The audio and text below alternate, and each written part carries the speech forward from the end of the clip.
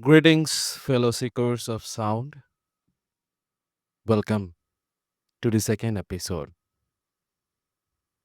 I'm Olive, and welcome back to the nodCast, a NMAG India podcast, a space where we listen not just to music, but to the ideas behind the music.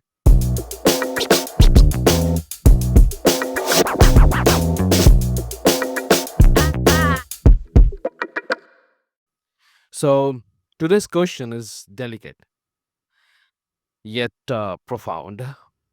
So, it says that can one feel in music without knowing the soil of that feeling? So, let us speak of that soil, the fundamentals of phrasing, counterpoint, motive, texture, and sequences. These are the silent architecture beneath expressive sound. Many say just feel the music, but what is this feeling if it has nobody? I mean, no body, no form. Um, it is like a cloud without water, a river without ground.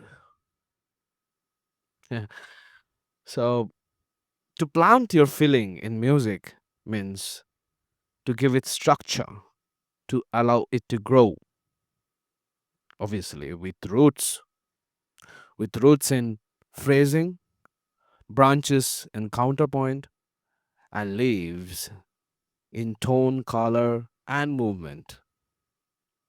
Without this, emotion in music becomes sentimental, not soulful. It becomes kind of a noise, but dressed as passion.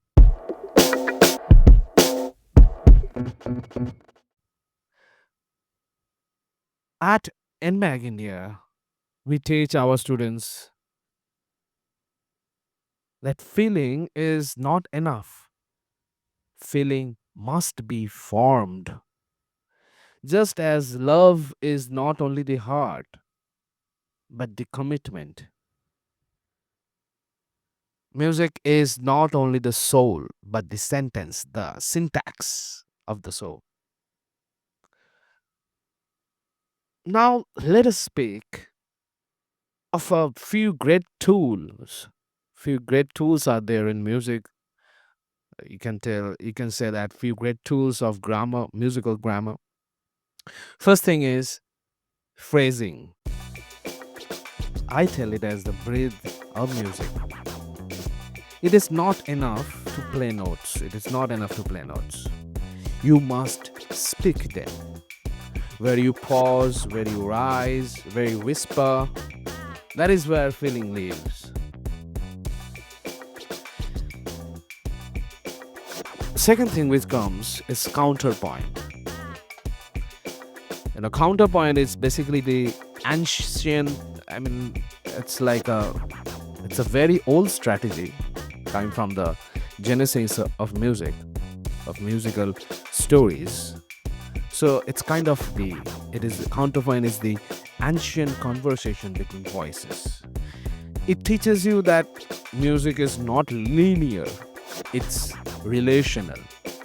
All right.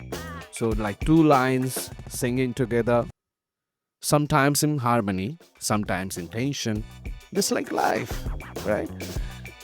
The next thing which comes, a very important thing, that is texture, ultimately giving the music a three-dimensional architecture. So, texture in music is like whether thin as a monologue or thick as a crowd. Texture, helps us feel weight, space, and mood. It is like the silence turned into touch. Another important thing is the motif and the sequences. These are the DNA of music. One small cell, a motif, can become your entire story if you know how to create it. Like to repeat with variations, to travel without losing your home. So each of these is not just technique, they are the keys to honest expression. Without them, your music may sound loud, but it will not speak. So when we teach music and in Make India, we ask every student, like, do you know what are you trying to say? Not just what scale are you using or what notes you have memorized. You have to bring the sound. That motive must mean something to you, and that motive must sound like hell yeah. A phrase must breathe as you do. The two lines in counterpoint must be two parts of your own mind in conversation. So this is what it means to plant your feeling, to give your emotions grammar, context, and craft. In other words, I would like to say like a union of intuition and intelligence.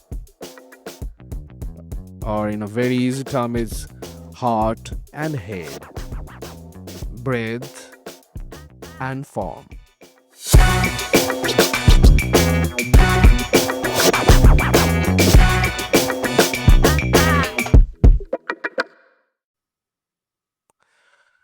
So